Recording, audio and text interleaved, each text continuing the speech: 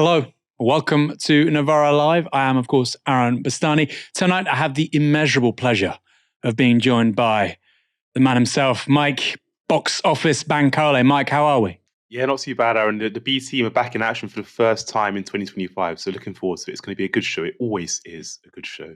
I'm looking forward to it too. You're a Liverpool fan, aren't you, Mike? I am indeed, the best team in the world, Aaron, as you know. A Liverpool fan, not an Arsenal fan. That would have been I wasn't quite sure. I couldn't quite remember. An Arsenal fan, that would have been rather amusing. But for now, you're spared my terrible sense of humour when it comes to football. Coming up on tonight's show, Anti-Corruption Minister Tulip Siddiq has resigned amid a corruption probe. A YouGov voting intention poll puts reform just one single point behind the Labour Party. And TikTok users are fleeing to Chinese social media apps ahead of a prospective ban in the United States. Stay tuned for all of that. And as ever, make sure to let us know your thoughts here on YouTube using the Super Chat function, or tweet at us using the hashtag Novara Live over on X. Chancellor Rachel Reeves has returned to the UK following a trade visit to China. This afternoon, she gave a brief statement about that trip to Parliament. But in a week where UK assets have been tumbling in the financial markets, MPs weren't in the mood to indulge her. This was Shadow Chancellor Conservative MP Mel Stride. Mr. Speaker, I know that the Chancellor has been away, so let me update her on the mess that she left behind. The pound has hit a 14-month low. Government borrowing costs are at a 27-year high. Growth has been killed stone dead. Inflation is rising, impacting millions. Interest rates are staying higher for longer, and business confidence has fallen through the floor. The party opposite talked down the economy. They crippled businesses with colossal taxes, breaking all their promises. This is a crisis made in Downing Street. And Mr. Speaker, it should hardly surprise the Chancellor that international markets are uneasy.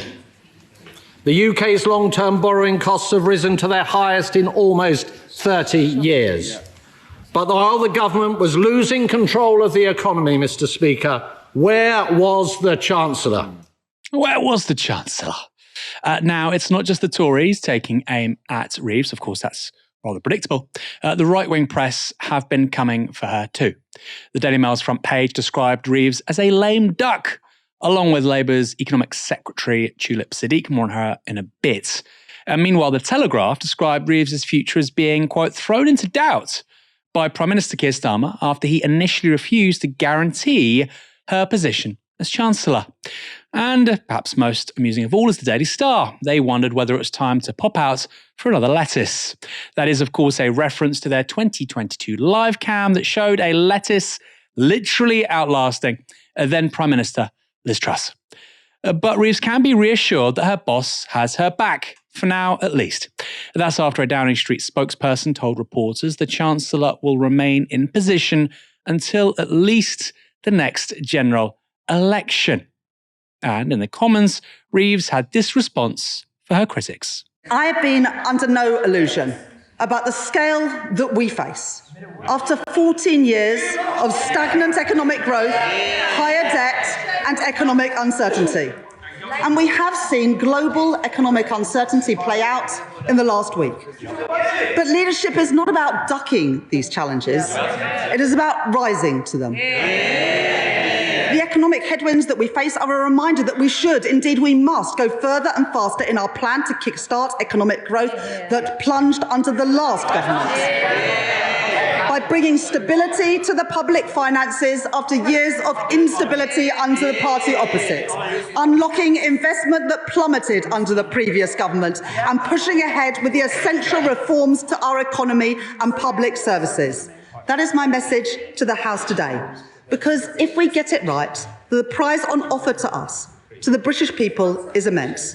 The opportunity to make working people off by making Britain better off. That is the mandate that this government has, and this is what we will deliver. Working people off. Okay.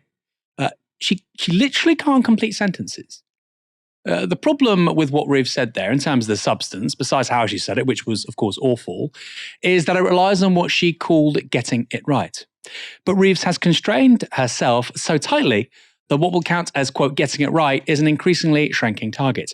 Reeves has repeatedly promised she'll stick to her fiscal rule to keep day-to-day government spending covered by tax receipts. They'll borrow, but not for the day-to-day expenditures of government. But given that the economy isn't growing, the increase we've seen in UK borrowing costs means that, to stick to that rule, Reeves will now need to either increase the Treasury's income through higher taxes or, alternately, reduce public spending. The third option is that she could just wait out the market turmoil and hope it settles down. And the fourth, which is the one she's ruled out, involves adjusting her fiscal rules. Right now, all the signs are pointing to spending cuts. The Telegraph has reported on a letter from Treasury Secretary Darren Jones to cabinet ministers calling on them to use, quote, ruthless prioritisation when it comes to departmental spending. In Parliament, the SNP's Stephen Flynn asked Reeves about cuts. Will the Chancellor of the Exchequer do what the Prime Minister refused to do yesterday and rule out future spending cuts? Chancellor, I'm not going to write 5 years' worth of budgets in the first 6 months of Labour government, but I'm absolutely committed to meeting the fiscal rules that I set out in the budget October, because we know what happens when governments lose control of the public finances, and that is they crash the economy and end up on that side of the House. So that was Reeves refusing to rule out further cuts, but also reaffirming her commitment to the fiscal rules. And on BBC Politics Live, Bloomberg journalist Alva Ray had this prediction. The reality is that the cuts are coming to the welfare bill anyway, even before all these market movements, because Labour basically inherited cuts from the Tories and said in the budget that they would match them. They just haven't said how they're going to do that yet, and they've kind of kicked the can down the road a few times. But in the spring, we are going to see the beginning of cuts to disability benefit, which I think will just be really, really tricky for people like Perrin to come on to shows like this and defend. Really, really tricky and completely unavoidable. And it could be even worse after these market movements because they'll need to make more cuts. They need to make more cuts. They were going to make some cuts. Now some more on the way. On the Today programme, Rachel Reeves' predecessor for Labour wasn't so sure that cuts are the answer. His former Shadow Chancellor, John McDonnell. There is obviously a problem. There's turbulence in the international markets, and we've just got to see those through. And the way you do that is you don't turn to cuts, certainly, because not only will that, I think, would be politically suicidal, it would undermine the political support upon which Labour got elected. But in addition to that, you would be taking demand out of the economy, and you would be looking at, in doing that, turning a crisis into a recession. So I think you just have to see through the turbulence that's in the markets. And in this instance, I think we need to look to the Bank of England to intervene if necessary. And McDonnell went on to give Reeves a little bit of political advice. So what's your advice to her, as she's been told by plenty, look, the markets think you're the weak link, Britain is the weak link, they're coming for you? I think the scene was set to a certain extent before the election, when we didn't really have a thorough and open debate about the state of the economy and the options that we had available to us. I wouldn't have ruled out the increases in income tax and wealth taxes on the wealthiest within our society the way it was. And I wouldn't have ruled out increasing corporation tax. So we sort of boxed ourselves into a certain extent. But when you have the markets coming at you this way, and it's not just us, it isn't Britain isolated. We've seen what's happened with regard to their reaction to the potential of Trump coming in and tariffs being introduced. So there is a worldwide phenomenon here, there's no doubt about it, but they are picking over some of the decisions that have been made by the government. And there, at those stages, when we were preparing for government, to be frank, we were looking to the Bank of England, who were cooperating with us to see us through the turbulence. There are two groups of people who make judgments on an incoming government. One is the international markets, the money markets, of course, but actually the most important people are the electorate. And I think what has to happen here is the electorate have to be protected. Otherwise, I'm afraid we're looking at a level of disillusionment, which then turns people towards unfortunately, reform. And I think that would be a disaster for the country. Mike, before I go to you, I have to say that first clip we showed where Rachel Reeves was admonishing the Conservatives, she said, debt went up, we had no growth for 14 years. These were the things she was talking about. It was debt, uncertainty, my apologies, and a lack of growth. And I'm thinking, you're a Labour Chancellor and you're not talking about the fact that over 14 years we had zero productivity growth and basically zero wage growth. People's living standards stagnated to an extent which actually, before 2010, I don't think anybody foresaw. And you're talking about uncertainty? You're talking about uncertainty? Do you understand the kinds of people that generally vote for the Labour Party? Do you have any idea what you're talking about? Mike, you saw alongside myself and our viewers just a moment ago several clips of Rachel Reeves. Does she look shook? Does she look like somebody who looks rather fragile as a political brand right now? I mean, she's certainly under lots of pressure. Look, the markets are doing what the markets do. And as John McDonnell says, you might have to just weather this storm at this moment in time. But you can clearly see she does look a bit rattled, which is natural, right? She's under huge pressure, under huge scrutiny. And it seems like there's like a ticking time bomb on her kind of political career, certainly on the front bench of the Labour Party at this moment in time. What I would say is I find the analysis that John McDonnell provided so cogent and so clear in terms of what needs to be done, because ultimately, Labour have boxed themselves into kind of a bit of a kind of difficult position based on the fiscal rules, based on what they were saying in the lead up to the election last year as well. That means that some of the obvious solutions to this, like potentially a wealth tax, might be something that we can kind of would help to kind of the current situation. So many of these different things that Labour could have done, they kind of can't do because they could have promised they wouldn't do. And what I would say, and I do think what Labour will do is ultimately cuts. What I would say is that is, as John McDonnell said, going to be political suicide for Labour. We have to remember why Labour won the election in the first place. Right? Labour won the election because people were fed up with the Conservative Party and their incompetence, but more broadly, people were fed up with the state of Britain. We have the NHS on its knees, we have local councils bankrupt, we have people struggling to kind of feed themselves and as you say, kind of stagnant economic conditions for so many people around Britain. That's what people voted against, right? So the idea you're going to kind of implement austerity moving forward would be an absolute disaster. That's not what people voted for.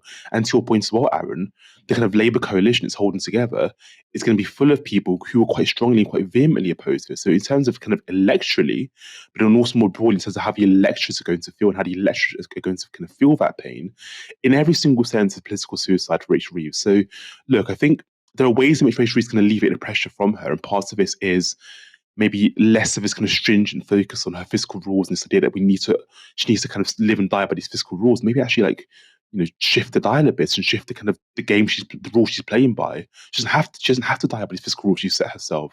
It's kind of this rule she's made for her own back. So there are ways in which she can kind of worm her way out of this. But I do think John McDonnell's advice there, if I'm Rachel Reeves, I'm actually listening to that advice because, and we're going to talk about it a bit later, but there is a reform wave, right? Reform are growing in popularity.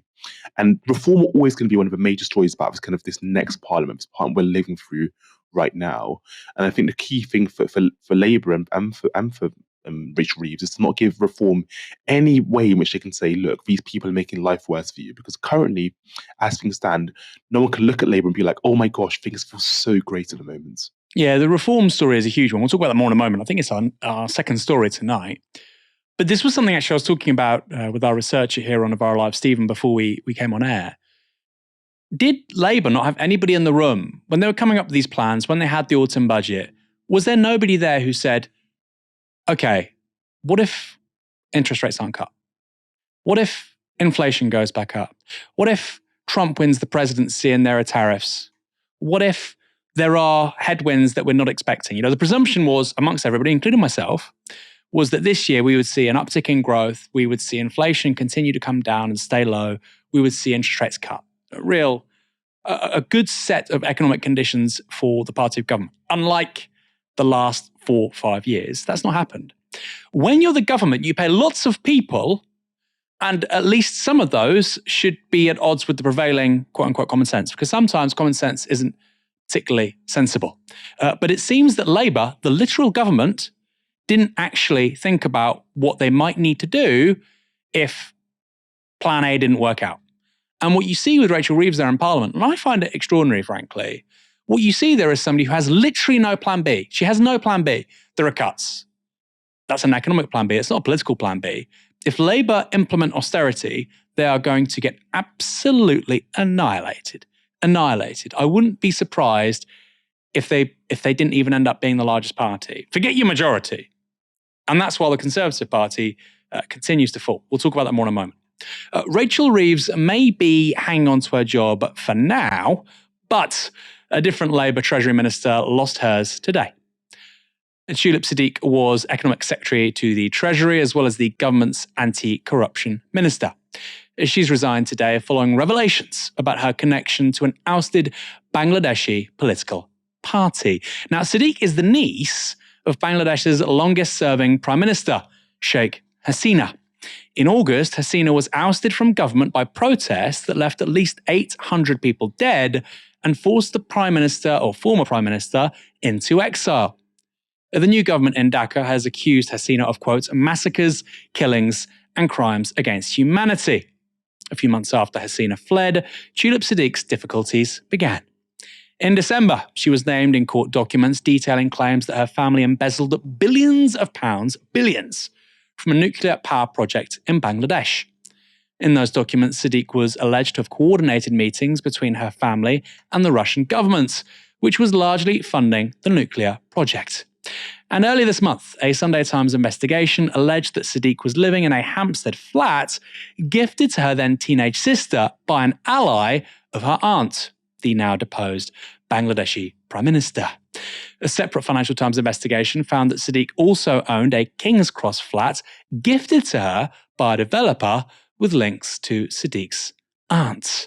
Really hard to stay on top of all of this, I can't lie. Meanwhile, earlier this week, it emerged that Siddiq was facing a corruption inquiry in Bangladesh, charged with helping to illegally allocate land in Bangladesh to members of her own family while serving as an MP. Now, after those property claims emerged, Siddiq referred herself to the parliamentary watchdog. The independent advisor in charge found no breach of the ministerial code and no evidence of financial improprieties. But the revelations of a corruption investigation in Bangladesh seems to have changed the game and made her position untenable. Writing to Prime Minister Keir Starmer, Siddiq said this: "It is clear that continuing in my role as Economic Secretary to the Treasury is likely to be a distraction from the work of the government. My loyalty is and always will be to this Labour government and the programme of national renewal and transformation it has embarked upon. I have therefore decided to resign from my ministerial position." Mike, I'll quickly come to you. Do you have any idea what's going on here? I mean, it's just she has this bizarre property portfolio. We're talking, I think there may be half a dozen properties in London connected to the Siddiqs, and overseas interests, individuals, party donors to her relative, etc. This just looks utterly bizarre, doesn't it? How on earth does something like this end up with such a position of power in the Labour Party? Yeah, it's totally bizarre. And I think it's one of those things that it just feels wrong. It smells wrong in terms of the links with that kind of disposed government and what they've done and what they've been accused of. It just feels wrong. And we have to remember, again, to go back to Labour and political suicide, one of the key things Labour promised us was, when we're in office, we're going to have high caliber people in office. More crucially, we're going to have the British people's interest at heart. And one of the key things Keir Starmer focused on in his in the run-up to the general election last year was the idea that we are different from those guys. We care. We're competent. And I think so many of these different stories, the kind of story today where her position has been made untenable, just another reminder of this idea and this promise that Labour sold to the nation that we are different and we're completely different to these guys, just kind of slowly being eroded with every passing day, with every passing story. That actually, there are quite a few similarities between you guys, and there's loads of things we can point to that happened under the Conservative Party that we're beginning to see kind of these dodgy events, these things that just feel bizarre happening under Labour. So are you that different? It's going to be interesting to see how Keir Starmer defends this one moving forward. Yeah, I remember watching Peter Kyle, I think it was last night on Sky News, of course, Peter Kyle, quite a senior member now of the cabinet, saying that, we've done the right thing. We've done, the dignified thing. We've done the integrity thing. We're referring to her to this parliamentary commission, whatever it is, the standards commissioner. and this independent third party, we've done the integrity thing, we've done the leadership. How is it leading? How is it leadership to say that this person over there who nobody's ever heard of will determine whether or not this person over here is guilty of something? How is that leadership? That's literally the definition of leadership. You're palming the decision off to other people. Okay, this other person can make the hard decision. How is that leadership? How is that getting on top of things? You know, Keir Starmer, when he talks about the left of his own party, he's like Mike Tyson, you know? He's going to knock you out in the first round. And then with this stuff, with people who aren't on the left of the Labour Party, you know, it's pussyfooting. He's like, well, you know, it's third party and, you know, process, and I can't possibly intervene or say anything. But you intervened when Jeremy Corbyn responded to the what's it called again? The stupid Quango that we should get rid of anyway. Protecting human rights, the Blairite Quango, the EHRC. You know, you intervened then. Okay, it's double standards. And by the way, I think the electorate, when they hear parliamentary standards, independent commissioner, they literally think Boris Johnson, cake. You're the same. So stupid, such an elementary political mistake. Last week, Reform UK came joint top in a UK-wide poll for the first time ever. As you can see, that poll has Labour and Reform neck and neck at 25% apiece, with the Conservatives on 20% and the Greens and Lib Dems both on 11%. Now, that was an absolutely fascinating poll, not least because it had 5 parties between 11 and 25%. That is simply not meant to happen in a first-past-the-post system. Then there's the fact that the Tories are on 20%, according to that poll, 4 points lower than they got in July 2024, which was, of course, their worst result ever since they've existed as a modern party since 1832. So lots of interesting stuff. But it was easy to dismiss because the pollster who collected that data, find out now, while being a member of the British Polling Council, isn't considered to be one of the big hitters. It's no Servation, Ipsos Mori or YouGov. But hold on, just one moment. Because today another poll had Reform in second place, 1 point behind Labour. And the pollster responsible? That's right, it was YouGov. That poll was published in partnership with Sky News, and it projects an extraordinary set of results. Let's start with the headline figures. As you can see, Labour is in the lead just, with Reform second. Meanwhile, the Tories are on 22. 2 points worse than last July, which again was their worst ever result.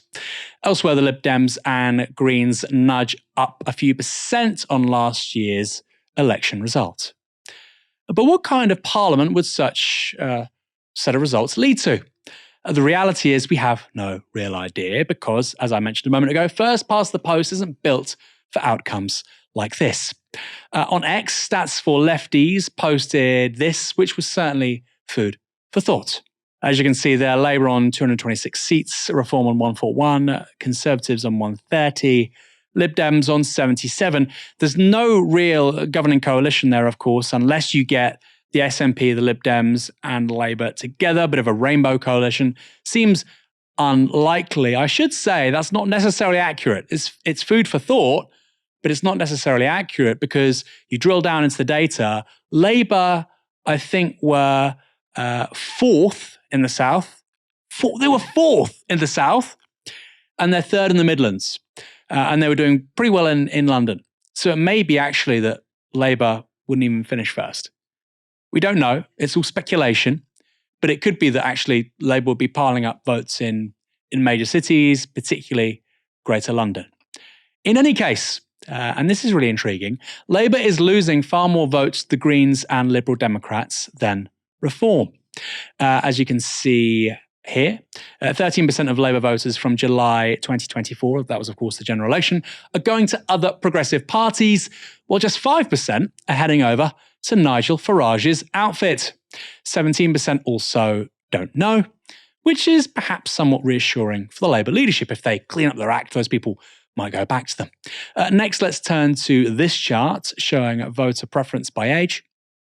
As you can see, Reform leads among 50 to 64-year-olds, while Labour enjoys large leads among those under 50. In that same age cohort, the Tories barely make double digits. That's amazing.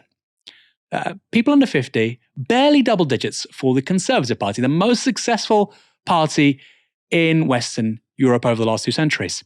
And for all the talk of reform being popular with young adults, and they're more popular with that age cohort than the Tories, they are supported by 19% of 18 to 24-year-olds, while the Greens, amongst that same demographic, are backed by 22%.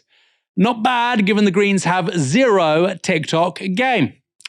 Mike, this was fascinating to me. Reform lead, they are number 1 among men and those aged 50 to 64, which is obviously a big deal. I mean, 50 to 64-year-olds really turn out in elections. But what was really striking for me, beyond Labour losing lots of votes and Reform really surging, what was really striking was how badly the Conservatives are doing, given Labour's slide in the polls. You know, when you have a party in government set to lose maybe 200 seats, it's not normal that the opposition is also seeing a percentage decline in their expected votes. What are your thoughts on that? Are these potential results worse for Labour or the Tories? Well, I wouldn't read too much into the polls right now. I think what they do give you is an indication of the mood music in our politics right at now at this current moment. Sorry. So I mean, the first thing it reminds you of is that Labour are kind of plummeting in popularity, right? This is partly an incumbent thing we're seeing around the world. We're seeing incumbents kind of suffer due to kind of economic turmoil and the markets at this current moment in time. That's a thing. But also more broadly, Labour have had a rough time in office. Labour haven't done much to kind of sing and shout about, and it's just not been that fun the last kind of 6 months or so, however long it's been. So that's the first thing, right? Labour declining in popularity. That's the first story. The second story here is really Reform has successfully positioned themselves as the only opposition to Labour, right? So we know that the Conservative Party have changed leader now.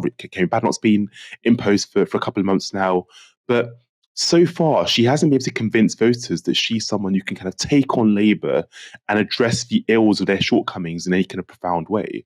Now, what kind of Farage's key message has been since the general election is, my party are the only viable opposition to these guys. My party are the only people that can kind of challenge Labour.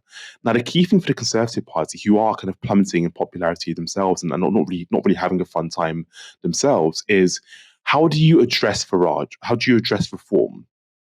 Do you become Reform light and try and kind of outflank them on some of these issues like migration or kind of, I don't know, anything else, welfare, whatever it might be? Do you try and outflank Reform on these issues? Because I think that's what some people in the Conservative Party want to do. I think that's what Robert Jenrick, for example, if he was Labour leader of the Conservative Party right now, what he'd be saying to the party is, we need to be more like those guys. Those guys kind of are singing the right tunes. Are they going to do that, or are they going to respond in a different way? I'm not so sure how the Conservatives are going to do this, but I think for me, the big takeaway from that poll is about the mood music at the moment in terms of where people are and how things feel, but also more crucially, it's about what the Conservative Party are going to do next, because Karen Badenoch so far hasn't exactly set the world alight, which is natural. I guess you're in opposition. It's difficult to kind of get eyes on you. It's difficult to make headlines and stuff. But Farage and Reform are quietly doing a really good job, rightly or wrongly, of kind of controlling the narrative on key issues like migration, unfortunately, and dominating politics. You know, we hear so much from Farage in a way that we don't of other leaders. I always say this: it feels so odd to me that given the kind of climate crisis being such a massive issue, the Greens should be getting way more coverage in the mainstream press than they are right now. What Farage has unfortunately managed to do is he's been able to kind of craft this niche where no matter what's happening, he's somehow central to politics and somehow central to the kind of current political discourse that goes on in Britain. So I think the key thing for the Conservative Party is how do we challenge that, and how do we make ourselves and position ourselves as the opposition de facto to Labour, because Labour are going through a rough time at the moment. So I think kind of speaking analytically about things, as I have done just now, it's going to be interesting to see how each party responds. We also have to remember Reform came second in 89 Labour seats. And I said, we did our live stream at the general election, and I said what Labour are going to do, or Labour have a decision to do on issues like migration is, are we going to be more like Farage, or are we going to try and present an image or a kind of rhetoric that is more progressive on issues like immigration? Now, I think both parties, both Labour and the Conservative Party, what they're going to do, and it's wrong, by the way, what they're going to do is be like, hey, look, we're a bit worried about Reform. We're going to be more like Reform. That's going to be the wrong approach, by the way. You can't out Farage. I think that's where both parties are going, and it's a real shame in my view that Farage commands so much kind of sway in our politics, but that's where we are at this current moment in time. And I guess we're far out from an election, so let's wait and see how things develop and how things rumble on. But I think it's a really interesting story that's unfolding in terms of reform kind of rising in these polls and both major parties looking in quite a poor place. Yeah, that's a really important point. We are a long way out from the next general election, most likely going to be in 2029, maybe 2028. But I suppose you could say, well, that can work both ways, can't it? Of course, reform could fall apart, and they can. A week is a long time in politics, let alone 4 years. But by the same token, in several years' time, they could have a lot more money, a lot more resources than the two legacy parties. They may be looking at a majority. We have no idea. We have no idea. If you said 18 months ago that this is where we'd be, nobody would have believed you. Richard Tice leading reform, them sort of bumping along the bottom. Lawrence Fox and his little fake Mickey Mouse party sort of in the same conversation as them. Now they're replacing the Conservative Party as the mainstream party on the centre right. Really? Well, it seems to be happening. But a lot is up for grabs. A lot is up for grabs. There was also a great image from the Northeast put up by Stats for Lefties. Basically, the whole of the Northeast, a lot of the Northeast goes to reform. I think Labour lose 17 seats in the Northeast. They keep Newcastle, obviously, but they lose lots of rural seats. They lose Sunderland. Reform picks up a lot, and even the Tories pick up a few rural seats. And I'll go back to that point I made earlier. If you look at the regional breakdown, Labour, according to this YouGov poll, I think it had 10,000 respondents. Labour were fourth in the south. Now, if you're a Labour MP in Portsmouth or Bournemouth or Essex, Hastings, Plymouth, if you're a Labour MP in any of these places, you think we're fourth in the south? Really? You're going to get really worried. And of course, they're third in the Midlands. And to repeat, Reform are now leading. They are number one amongst male voters and amongst those aged 50 to 64. Extraordinary. Absolutely extraordinary.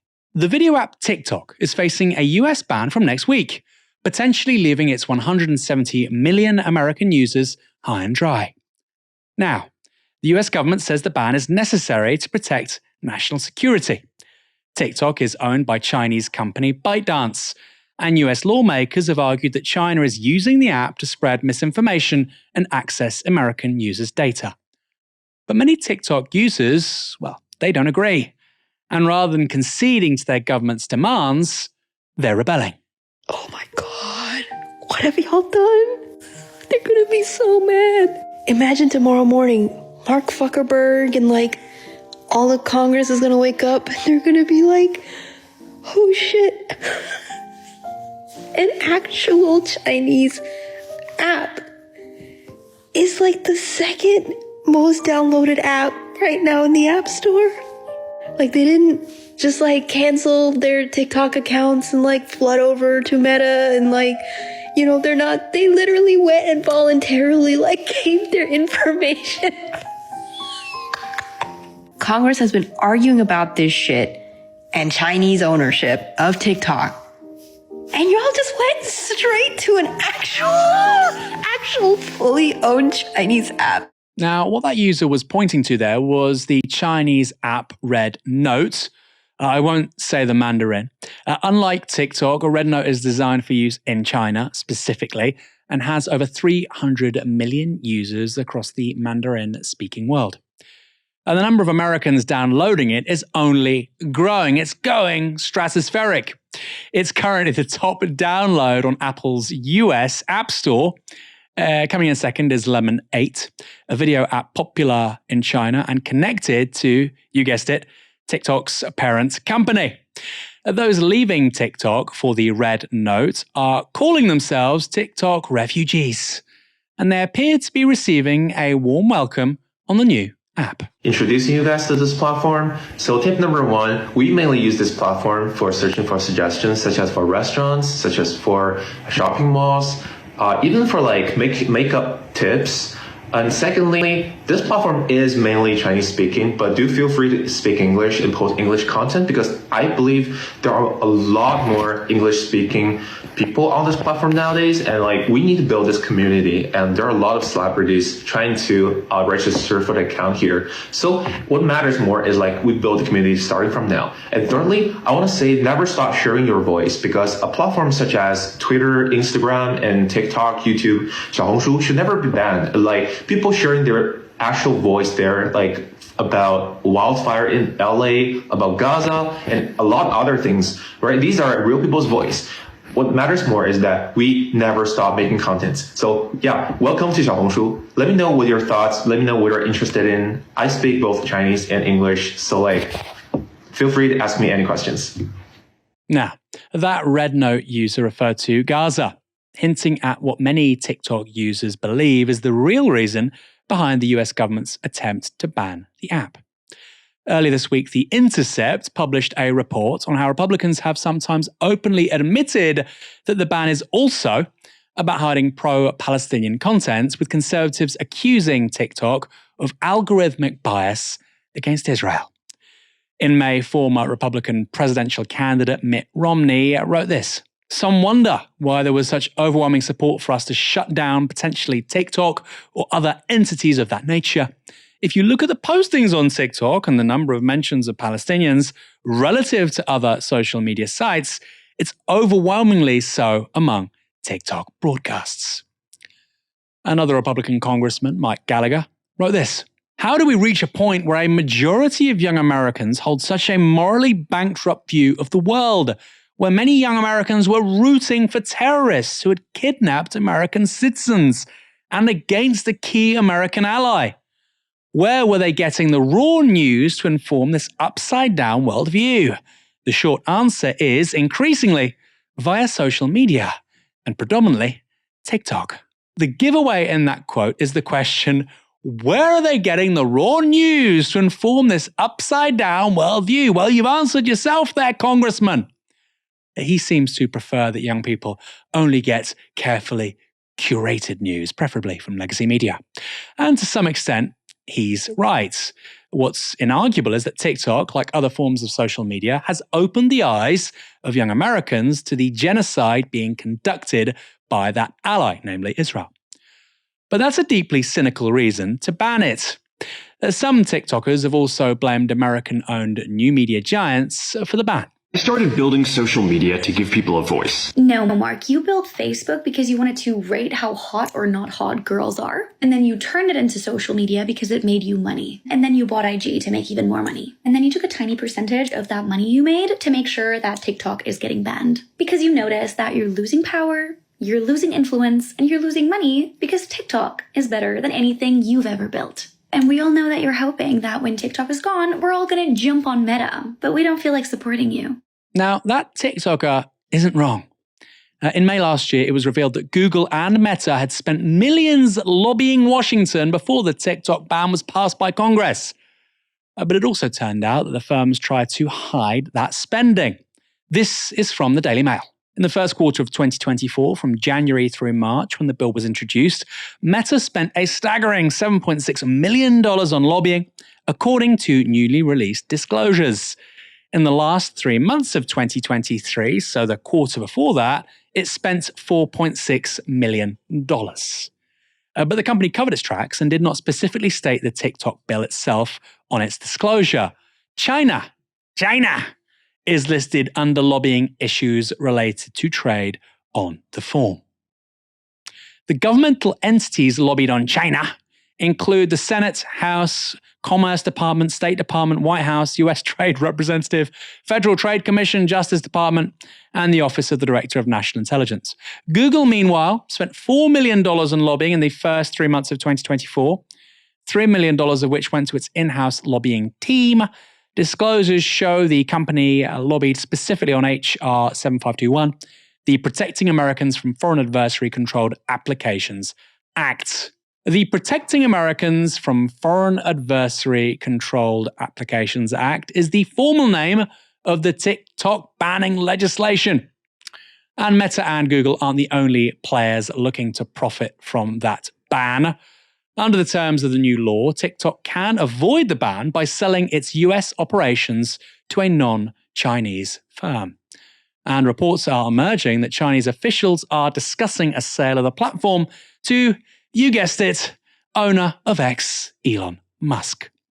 There's also one other hope for American TikTokers, Donald Trump. This was his take on the ban. We'll take a look at TikTok. You know, I have a warm spot in my heart for TikTok because I won youth by 34 points. And there are those that say that TikTok has something to do with that. Now, Joe Rogan did, and some of the other people that were recommended by my son Barron, he knew names. I said, who is that? Tell me, who's that? Dad, you got to be kidding. I can't believe you don't know. And I did those interviews, and it was actually sort of cute, if you want to know the truth. But we did them, and that had an impact. But TikTok had an impact, and so we're taking a look at it. I love the idea of Donald Trump not banning one of the biggest social media platforms in the world because it suits him. And I love the candor, you know. We're not going to ban him because a lot of the people, they love me on TikTok. In Puerto Rico, they love me on TikTok. If he wasn't doing so well on TikTok, he'd probably expedite the ban. Hurry it up. The deadline's next week. Actually, it's happening tomorrow. The legislation banning TikTok is currently before the Supreme Court after the app sued the US government for infringing freedom of speech. The court's decision is due this week, though the justices seem to have indicated they'll uphold the law. But Trump has reportedly asked the court to delay its ruling until after his inauguration, which of course takes place on January 20th, which is one day after the TikTok ban is scheduled to come into effect. Now, young Americans moving over to an actual Chinese app is probably not the outcome that the White House intended. And Red Note developers are apparently working overtime to translate the app into English to make it even more welcoming to those seeking a new online home. That may mean American users end up being more exposed, not less exposed, to the kinds of ideas that lawmakers wanted to, quote unquote, protect them from. You guys, this is it. This app is the reason why Americans are going to gain consciousness. The actual citizens are telling them what their socialism looks like direct from the citizens. These conversations are happening right now. And listen, maybe me and you know this, but the average American doesn't really grasp their mind around these things. So this conversation's happening about how people in China are horrified that they had to pay for an ambulance. They're horrified at the prices people are paying for their healthcare. These conversations are happening. Mike, this is really funny. I love this. You've got the US political establishment funded by some of the biggest companies in the world who've lobbied to effectively get rid of competition. And everyday Americans are actually using overt Chinese apps. Where does this go next? Yeah, it's going to be an interesting kind of dilemma to solve. You can kind of see Meta and Zuckerberg very uncomfortable about the growth of TikTok and the importance of TikTok in many ways to people's lives.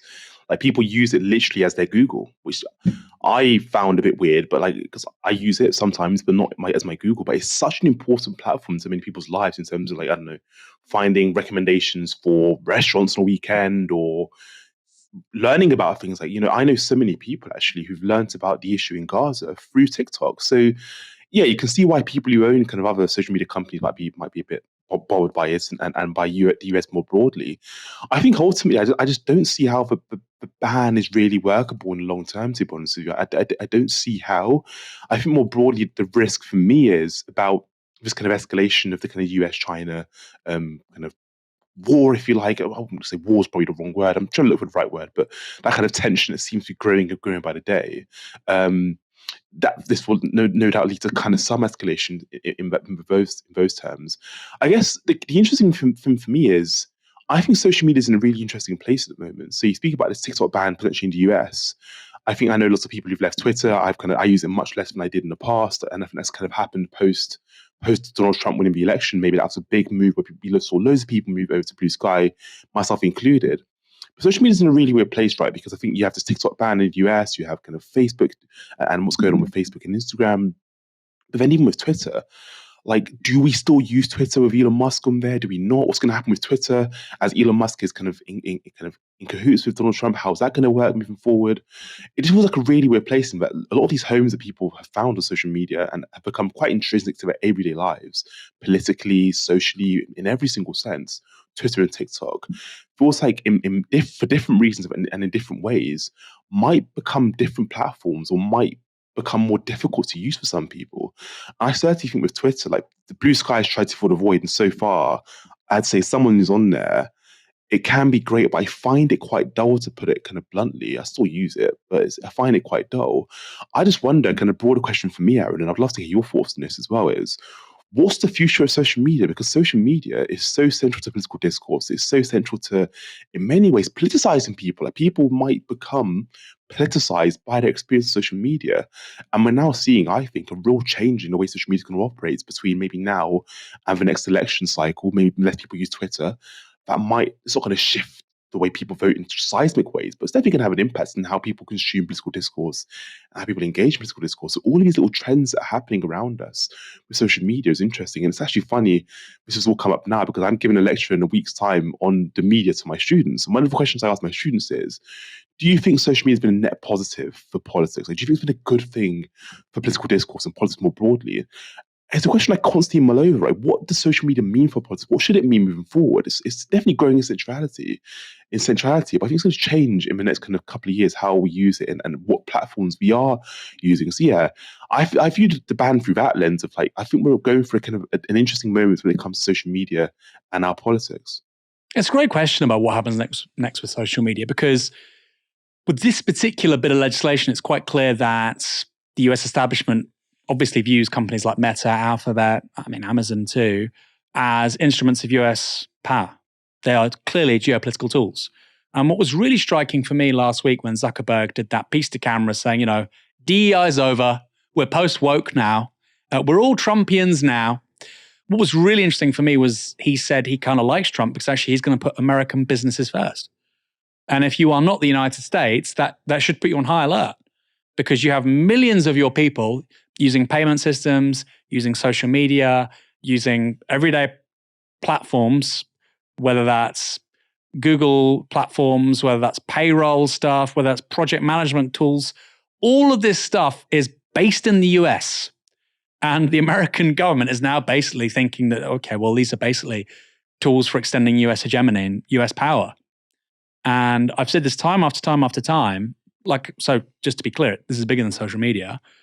But I've said this time after time after time, particularly middle powers, medium powers like the UK, Germany, France. We are so dependent on this stuff, right? I came here, I used Apple Pay on the tube. You're watching this via YouTube.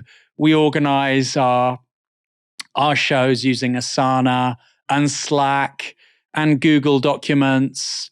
We talk over WhatsApp. I don't think people have got their heads around the extent over the last 20 years that we have become utterly dependent on US-based infrastructure for our everyday lives. From Amazon to the payment systems I talked about, to the fact that if you walk down a high street, a lot of the brands that you think of as quote-unquote British, like Boots, are actually owned by American private equity or whatever. Even Keir Starmer is saying, let's rebuild the country using BlackRock. So we are very dependent on the US, and we're now entering a moment where people like Trump are saying, well, you know what? These companies are going to carry on operating, but in this country's interest, nobody else's. So social media very much on the front line of that, but there's a lot more going on as well. And wow, this is crazy, right? When you think about it with TikTok, hundreds of thousands of people basically have their living, their job is using TikTok, whether that's to sell stuff or as influencers or whatever, or it's just great marketing for their business. That's going to go overnight, potentially. And that won't be the last time that happens, by the way. This is going to become increasingly commonplace. On a hot summer's day or after a long slog at work, there are a few things better than a nice cold beer. And as a millennial male, I'm obviously partial to craft beers, IPAs, and nitro stouts with just a hint of chocolate. So I've often had a few Brewdogs it's fair to say, in the past. If you don't know what Brewdog is, imagine craft beer meets Starbucks. So far, so harmless. But the co-founder of Brewdog, one James Watts, has been a controversial character for over a decade. Indeed, he stepped down from the role of CEO of Brewdog in 2024. And last week, Watts posted this video to his LinkedIn page. Here he is, alongside partner Georgia Toffolo.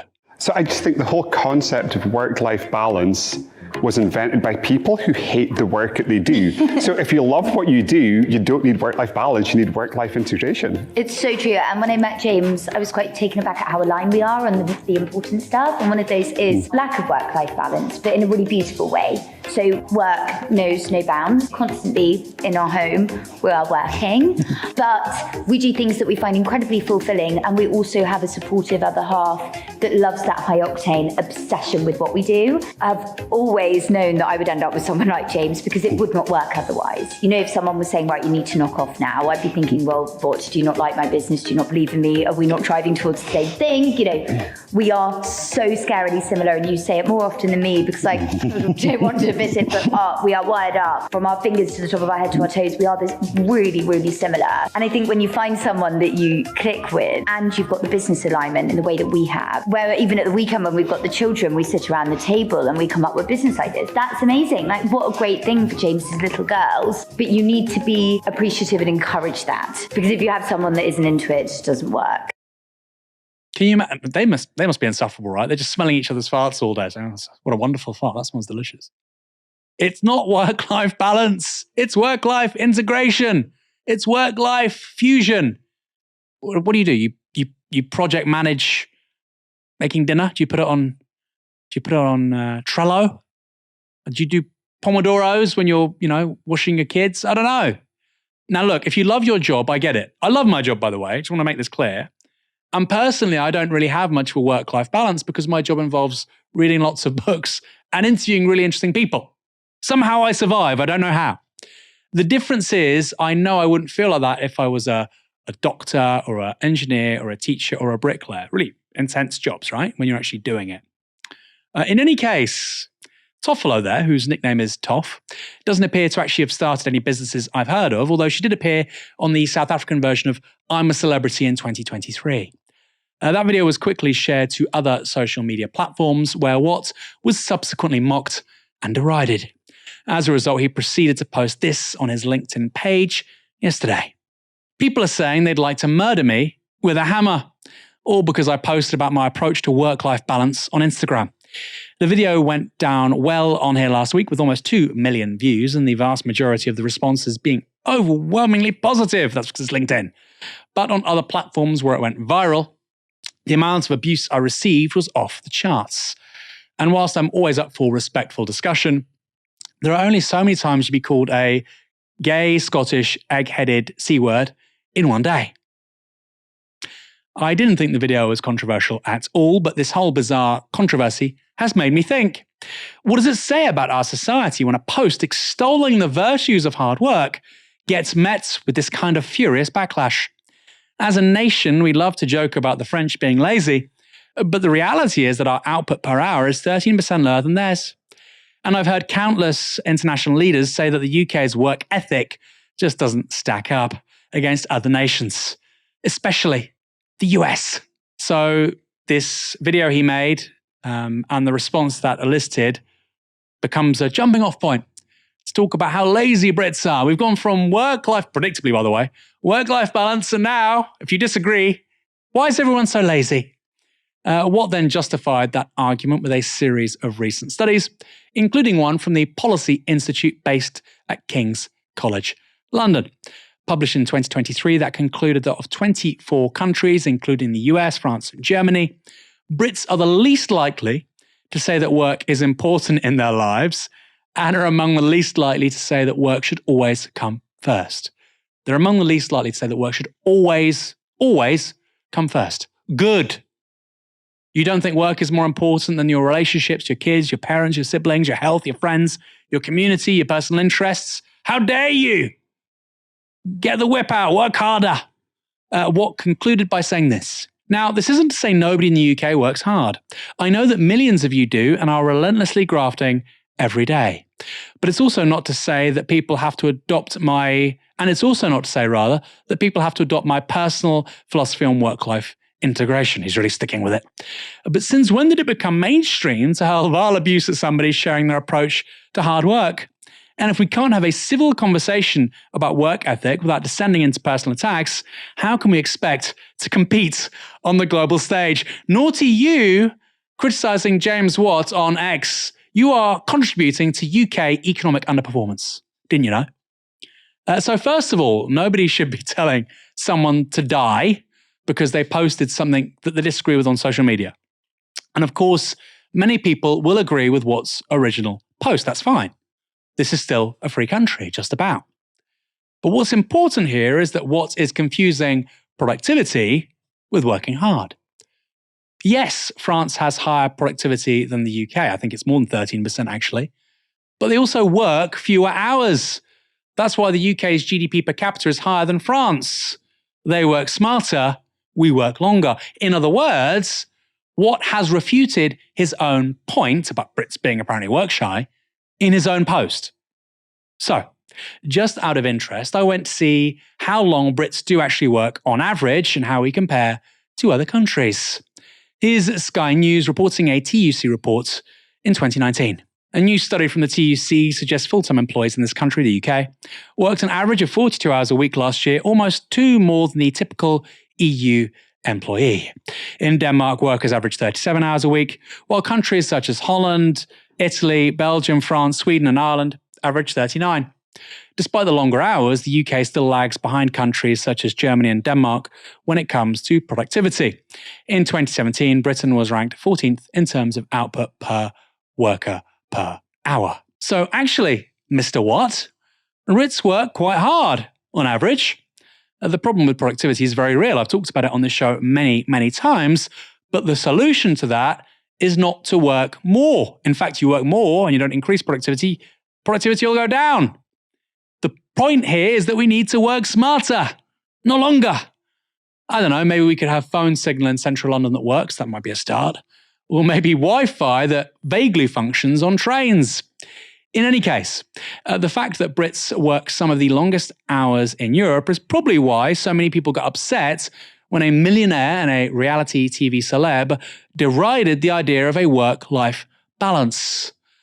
Mike, some might be watching this thinking, this is puerile, why are you talking about this? This is a real ideological intervention, and it's the kind of ideological claim that is, the foundation really of why the Tories were in charge of this country for 14 years. If something isn't working, it's because you're not working hard enough. Actually, our problem is that productivity hasn't gone up for 15 years. It's not we're not working hard, we work very hard. We're not working smart. Your thoughts? Yeah, I think you're right. I think this rhetoric is far more pervasive than people seem to want to believe, right? This idea that the reason you're not doing well in life, and to kind of use that language, is because you aren't working hard enough. You are lazy. The reason you're living in the conditions you're living in is because you're lazy. You need to work hard. It's a very kind of what the kids call Canary Wharf bro, right? The idea that this guy is this kind of finance bro, make money, hustle hard, never stop working, work till you die, that kind of mentality. And it's just pure fallacy. I think one of the things that we've learned in the last few years actually is how important work-life balance is. I think in many ways, one of the legacies of COVID is this idea that maybe people don't need to commute and go into work 5 days a week. Maybe in part of the work-life balance is some people have some days at home. And would you know it? What's happened is we've seen in many kind of sectors, the kind of balance of going into the office sometimes, working at home sometimes, has meant that people have become more productive. We've also seen in recent years the four-day working trials that have happened across the UK, and I think other countries like New Zealand's tried it as well. Now, in nearly every case, what's happened with loads of the companies that have introduced it is, guess what? Productivity has increased. So to your point, Aaron, it isn't just about working and hustling till you die, as the kind of Canary Wharf bros will tell you, or the kind of finance bros will tell you, or the kind of billionaires will tell you sometimes. Sometimes it's about working smart and actually trying to pick your moments and working effectively. And I do hope that one of the things that Labour look into, I don't think they will, but one of the things Labour do look into is the kind of 4-day week, right? The idea that actually one of the ways in which you can boost productivity isn't just by working ourselves to the bone, it's by working smart, right? So there are so many studies as well that speak about the idea of mental health being better if you kind of, there's work-life balance. So look, no one should have been sending death threats, right? That's just ridiculous. And I guess that's to our points on our conversation earlier, Aaron. That's maybe one of the negative features of social media in that, people say something you don't agree with and your go-to response is going die. That's stupid. That no one should be saying that to him. But I do think we should push firmly against this idea that you don't need a work-life balance, work till you die. And, by the way, if you're not doing well in life, it's because you're lazy. You British people are lazy. I think we should push firmly against that rhetoric because for me, it's a load of tosh. We see so many studies that say that actually British people are working longer hours than they have done in the past. We're seeing so many different sectors because of pressures in terms of low numbers of staff. Thinking about teachers, for example, and how this kind of education sector is currently formatted. Thinking about the NHS as well.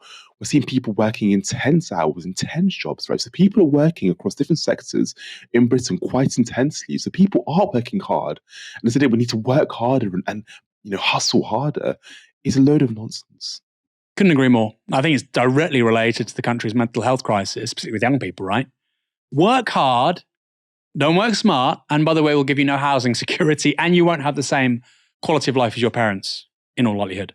Of course, people will kind of get a bit miserable and depressed and downbeat about that, if that's the future on offer. Mike, thanks for joining me, our first show of 2025. I thought it went pretty well. Pleasure as always. The first show of 2025 and more to come. Many more to come. And thanks everyone for watching this evening. If you like what we're doing here at Novara Media, you know what to do. There is a link in the box below. Support our work, why not? And if you want to know what that URL is, it's, I think, novaramedia.com/support. We wouldn't be here without you. Of course, you can come back tomorrow for another live show at 6 p.m. For now, you've been watching Novara Media. Good night.